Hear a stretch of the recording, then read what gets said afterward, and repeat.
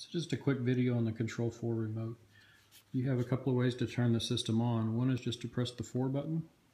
When you do that, the TV will turn on and you will see a on-screen menu that is very similar to the one on your phone. And you'll see watch and listen. If I select watch, then I can choose what I want to watch. And the 4 always gets you back to the main menu so you can navigate again. The other way to do it is to just press watch, and then you get a list here of satellite, Apple TV, Blu-ray, and select which one you want to see. So if I choose Apple TV, it will change on the screen for me. There it is.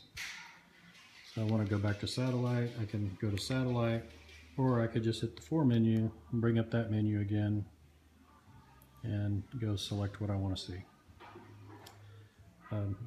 The other buttons are pretty self-explanatory on the remote. Listen will also bring up your listen sources. A lot of your music is easier to use on the phone. When you get ready to turn the room off, all you have to do is press room off, and it turns the TV and all the equipment off.